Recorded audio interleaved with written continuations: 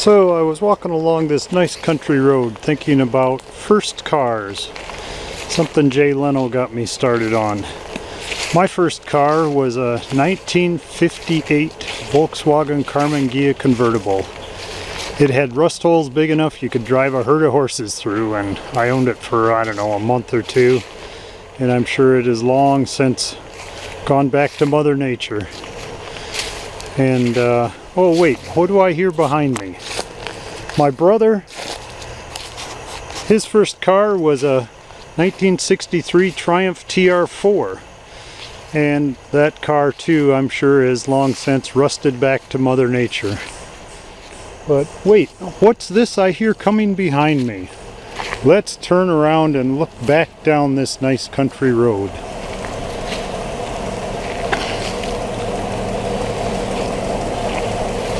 Well, this looks very interesting. Maybe we should stop this gentleman and see what he had as his first car.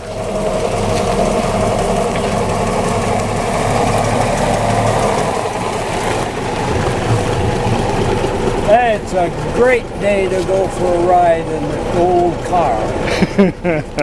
And what is this car, sir? This is the first car I ever owned. No kidding. My dad bought this car new. In what year?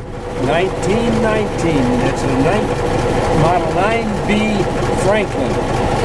A great car. It survived my teenage years, and any car that could do that is a good built car.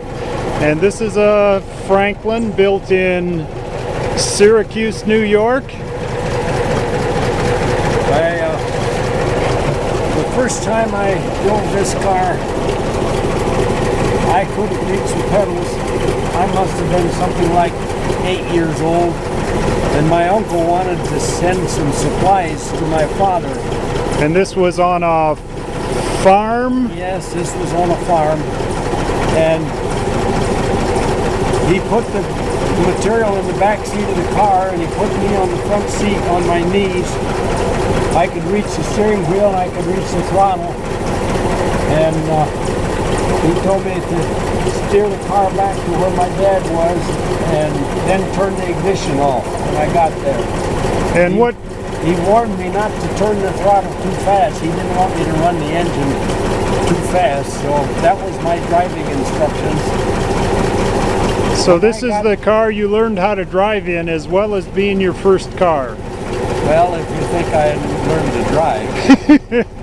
Then when I came to that first corner, I pulled on this steering wheel with all my might, and I just missed the fence by inches on the other side. But I thought it was great, but my mother saw this out the kitchen window, and she didn't think it was so great. And when she got done with my uncle, I didn't get any more chances to drive the car until I had a driver's license. Well, there used to be scrap dealers that drove old trucks around the country looking to buy scrap. And my dad was dickering with the scrap dealer to buy this car. And I begged my dad to keep the car. I want to drive it when I get a driver's license. And he said, okay, the car is yours. Then I went out and I jacked up the tires, the wheels, so the tires wouldn't squash. And there it sat. I was pretending to drive to California a number of times. That trip never came about. My uncle drove it to California when the car was 10 years old. So that would have been 1929. And so I would guess that the car's got pretty close to 100,000 miles on it. Well, let's shut it off and take a look around the car. So you got this when you were... Well, I would have been about probably 8, 9 years old, something like that. Okay. And then when did you first start driving it on the street? Oh, I was 16 years old. Okay. So you started driving it when you were 16, driving it to high school. Oh, I drove this thing all over. Many of my friends had no car, so when we wanted to go someplace, this car took us. Funny, that's the way my high school went too. Nights and poor lights, visibility. So is there anything we have to do to this when we first shut it off? No, you didn't have to when it was new, but the carburetor drips a little bit of gas if we don't shut it off. Okay, so I'm assuming this is a front engine car, and there's a hood latch there, and I'm going to cheat, and I know there's another hood latch over here. So we'll unlatch the hood, and this is a 6-cylinder, air-cooled, overhead valve engine with the fuel stop. There we go, fuel's shut off. So this car has, what are you guessing, 100,000 miles on it? It must be, if not 100, it's close to that. The body, you would say, is most people would term unrestored. Original. Original is what they call it. Okay. And with additions and repairs and changes made by a teenager that didn't have much money to do a good job. And you're talking about yourself, or you're talking about me? Okay, so what is not stock on the engine? Well, the distributor is from a Chevy somewhere around the early 30s. And why is that distributor in there and not the original ignition system? The original coil had a wooden coil box with a coil and a condenser inside the box. And the condenser went bad, and I started burning up my points. And I tried adding various sizes of condensers, and nothing worked. And so I put this distributor on, and it's been on ever since. What happened to the old one? Oh, I came home one time, and my dad was so proud. He gave me a $5 bill.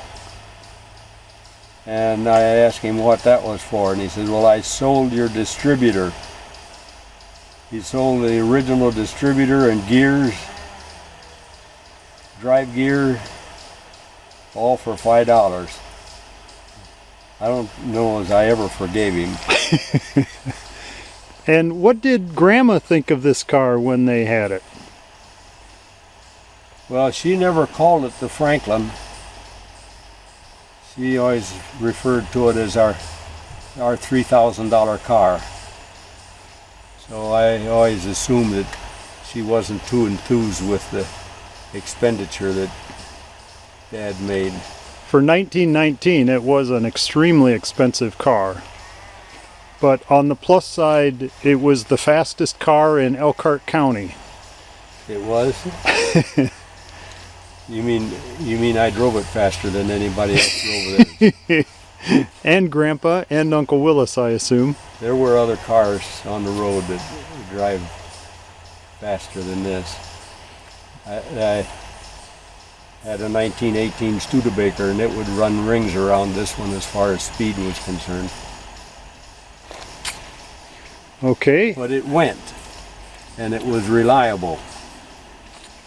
So you acquired the car, you drove it to high school, then you drove it to college. Well, you went in the Navy, and then you came back and went to college. And how many years were you driving it to college? Oh, three and a half. Here's the other side of the engine. Before I graduated from college, I bought a 48 Ford off the showroom floor. but I just couldn't bear to get rid of this one. So I hung on to this one, and this one sat in the garage while the new car sat outside in the weather. So what's this gizmo here? That's a overhead oiler to oil the valves. You put, I suppose, what, I can't think of the name of the oil. Marvel Mystery Oil? That's it. Put that in there and then adjust the needle valve for a flow. And that's sucked in by the intake manifold vacuum? Right. But after using that a couple times and messing with it, I discovered it was just as easy to pour the oil in the gas tank. Okay. And then over on this side, we have the starter generator. And then what's behind the starter generator? That's an air compressor to pump up your tires. Okay. It came with a hose and a gauge in the hose that would reach all your wheels. Okay. And what was the original color on this car? It was kind of a, as near as I know, a robin's egg blue. It was all oxidized when I had it. So we 21 candle power headlights. If you got your face up to the front, you could see that they were on. I see the hood's kind of dented. What happened on the hood here? There were some boys playing catch with a football in the street, and one of them was running out full speed to catch a pass, and he ran right into the bumper of the car, and his chin went into the hood. So that's my repair that you're looking at. I beat it out with my fist as much as I could. And where did that happen? That was at Purdue. When you were in college? Yes. And when was the last time you had the top down?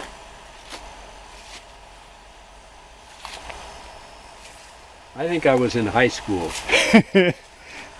Okay, and I see it has a repair on the back here. What was Well, how did that come about? I picked up a couple friends at midnight and drove to Detroit to spend the weekend in Detroit, about 100 miles away, and it rained all night long, and water dripped off of that tear there, dripped right down the back of my neck, and I was sitting in a puddle of water all night long, driving in the rain where you couldn't see, when my dad and I were painting tar on the hog stable roof. I used some of the leftover tar and I painted the roof of the Franklin with the tar, and then somewhere I got a sheet of topping, probably from a business that took care of buggies, horse and buggies, and I laid that on top of the glue, so it's a sandwich with original topping on the bottom, a new topping on top, and roof tar in between. And that's this piece we see on the back half of the car. Correct. And I believe my aunt, your sister, helped with this project. Yeah. And if we look in here, I'm going to run around to the other side. If we look in here just right, where's that needle? There it is. Here's a needle, and that's my grandma's needle that they used to sew that top on back in when? How long ago would that have been? Oh, somewhere around 1945, 44. And let's see, what else is interesting in here? What's the transmission on this car? Well, it's not the standard location.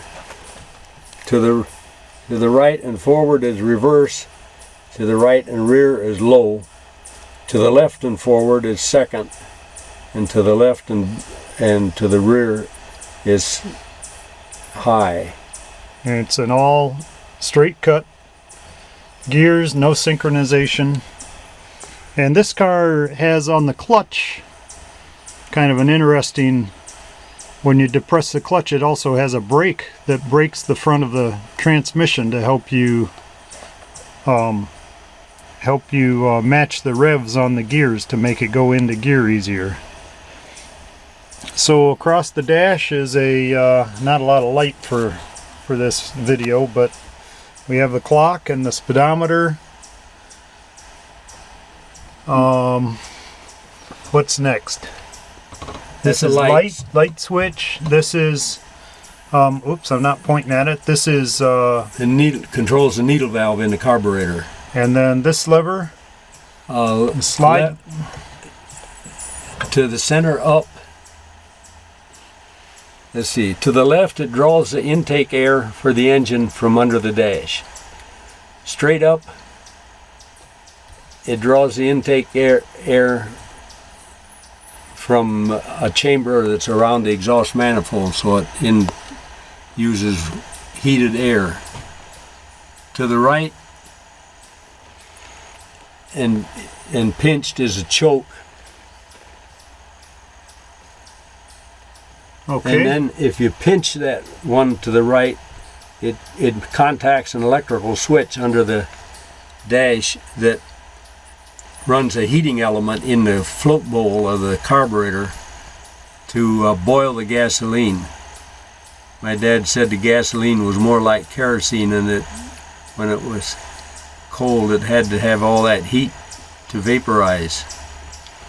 Okay. And nowadays you don't even need to turn on the choke to start him. And then the next lever is, that's the starter, the ignition starter. And on this car has no voltage regulator, so the generator is either full charge, or you use a switch to put it to neutral to regulate the charging of the battery. Then there's a little toggle switch next door. What's the purpose of that? That was another item for cold weather starting. You turn the switch on, and instead of having one snap spark at the top of the compression stroke, it had a buzzer, so that it had a continuous buzz of spark in there. And that was with the old Atwater Kent system, which is no longer here. No, I still got it wired up, I think. Oh. And then what's there's a little sight glass hidden back in here. What's the purpose of that? There was some kind of aftermarket thing is supposed to make the engines run better, and there was a tank of water that sat on top of the engine, and when you turned one of the knobs here, you could regulate the water dripping behind the sight glass, and that went through a little copper tubing that was wrapped around the exhaust manifold, and it blew steam into the intake manifold just above the carburetor. And the other knob was turned on to wash the inside of the glass, so you could see the. Okay. I don't think that was a original Franklin device. What's the maintenance schedule on this car? Well, you take an oil can, and there's a lot of places to oil, and about every 100 miles or more or less, you need to oil the valves. So that's the most frequent thing that needs oiling, but there's a lot of other places. So if we peek back inside, this is an overhead valve engine. So inside each of these valve covers is the valves, and so you pull a nut off, pull this top nut off, lift the valve cover off, and inside there's how many places you oil? 4? You put a drop on each rocker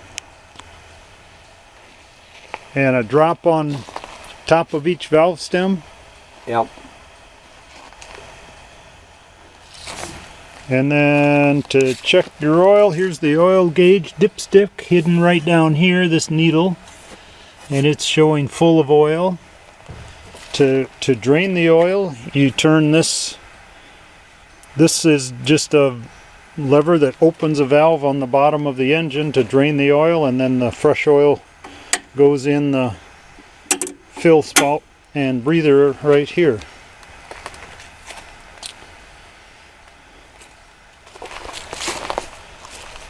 And you took an interesting trip.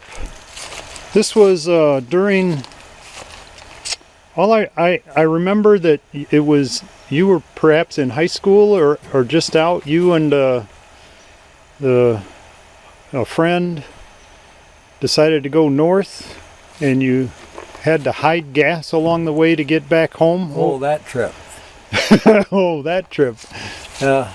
Gas was rationed, and so you had to have a ration stamp to buy gas at a gas station. So I loaded some 5-gallon cans of gasoline in the back of the Franklin, and we started out for Canada. Got what I thought was 5-gallon would get me home. I took a can and walked back into a woods and hid the can in somebody's wood lot, and then went on. When you got to Canada, they gave you ration stamps to buy gas while you were visiting Canada. And then coming back home from Canada, we stopped at those woodlots where I had hid the gas and go get the can and pour it in the gas tank and go on home. And the reason you could get gas to carry with you was? I don't know. Oh, you're not out, no, you're not telling about that, huh? Okay. So this car was I see there's another dent on this fender back here. What was the cause of that? Well, I was in high school and had a sleet storm, and the street had ruts frozen in the ice. And the fellow that was with me, I was showing him how great the car handled it. I could go into those ruts and pull right back out with no problem. Came around a curve and there was a car coming toward me, and he was in the ruts, and neither one of us could get out of the ruts. And he caught his front end of his car with this fender. Oh. I took the fender off and laid it on the concrete floor in the garage and took a 10-pound sledge and beat it back, and there, what you see is what I got. And then there was another accident on this car from the rear while it was parked in the garage. Your mother got her foot on the accelerator instead of on the brake. On her Lincoln. On the big car. No. She was driving in the little car. Oh, okay. She went through the garage door. And this car was parked on the other side of the garage door. Yeah. Bent up the back end and of this one. Pushed. I had another engine sitting on casters. They pushed that over into the Lincoln. So she asked me she says, "What did I do? What did I do?" And I said, "I don't know. You wrecked 3 cars all at one time." But they're all back together, so not a huge loss. And what's I see in the back windows here? There's a couple of decals, one for Cape Cod and one for Mohawk Trail, Massachusetts. How did those get there? Okay, start again. When I was in high school, two of my friends and I decided to make a trip to the East Coast. And we went to through Canada, in Niagara Falls, and on to Boston. And we traveled the Mohawk Trail. We put a tent in the back seat and a camp stove, and we pitched a tent one night between billboards and places where I don't know why they left us camp there. And there was something about a roundabout you got on?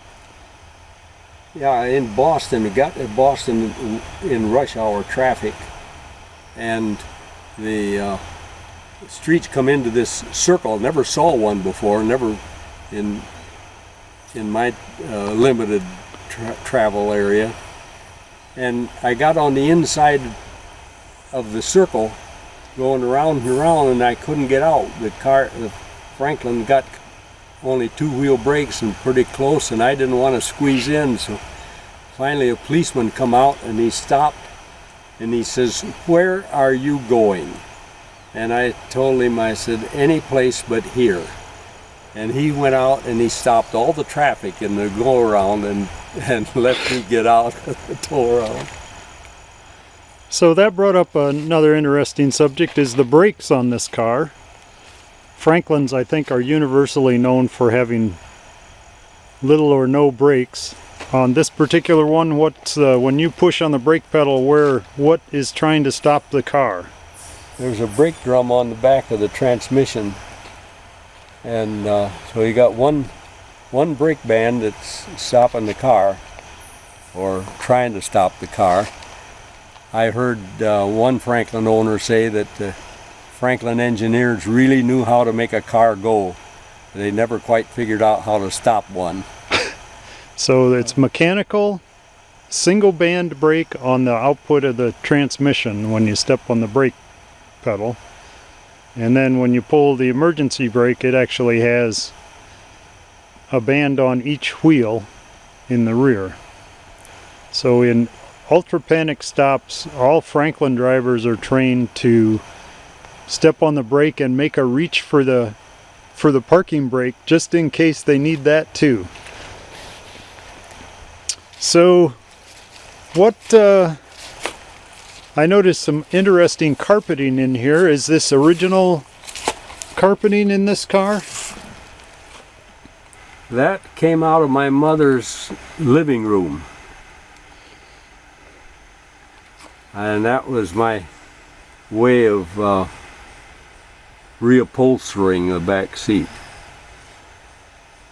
Unfortunately, I sat a car battery over there on the other side, and you wreck everything. And the battery acid kind of did a job on the carpet. So this car, just to kind of wind things up, 1919 Franklin. It's my dad's first car. It's also been owned in the family since new. My grandpa bought it new. It's a wood frame, laminated ash frame, aluminum coachwork, alloy. The engine and transmission and differential are all alloy. The point was to make it as lightweight as possible. Has the optional upgrade wire wheels, Dayton wire wheels, and the car is sitting, except for a few dents and dings and a couple extra coats of paint, this is the way the car came from the factory in Syracuse, New York. So what do you say? Do we go take a drive and get a cup of coffee? It's time to do that. All right, let's do it.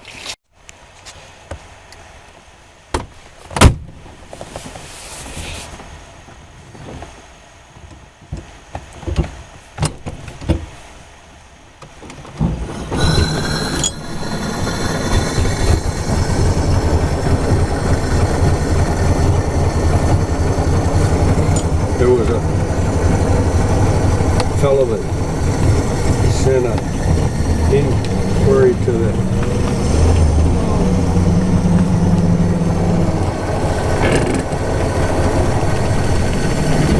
what do you call it? The website? The Franklin site? Franklin Forum. Yeah. And he'd come back from a drive and probably missing it.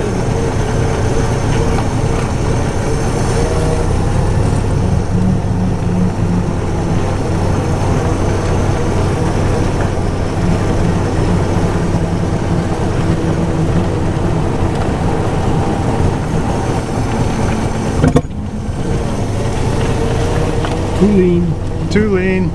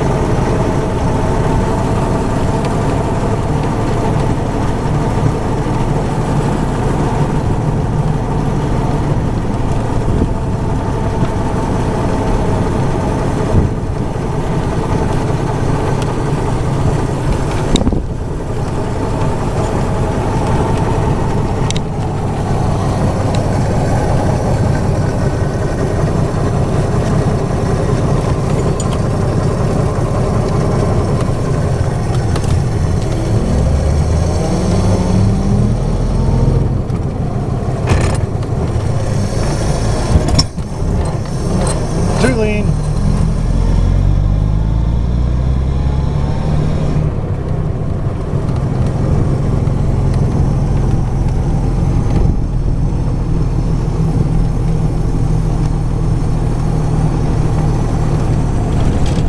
I usually set that so it'll run and then I don't bother it.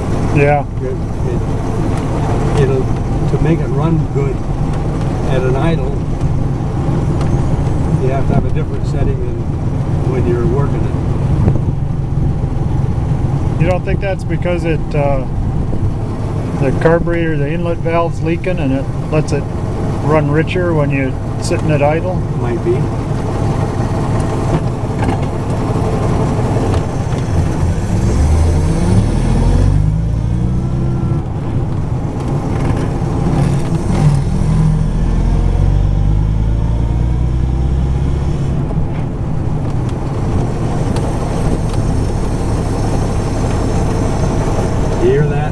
scrape when I pulled it out a second?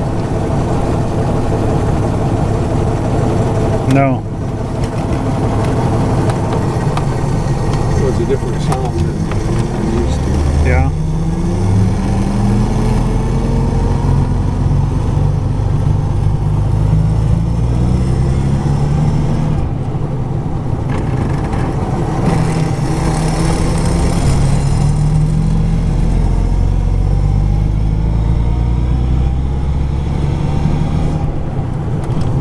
That didn't do it that time.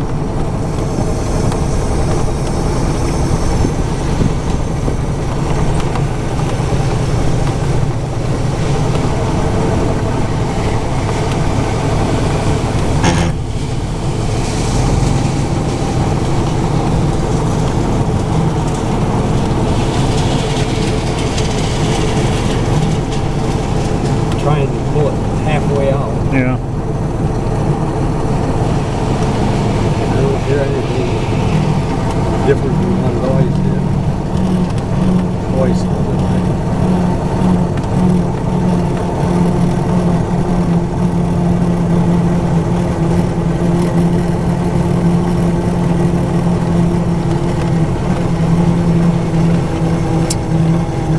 So just stop right here. Oh. Well, not that fast.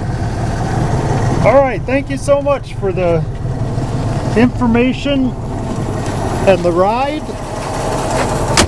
And take good care of your car. You have a good one. All right, thank you. I hope your car lasts as long as this one. My first car is long gone.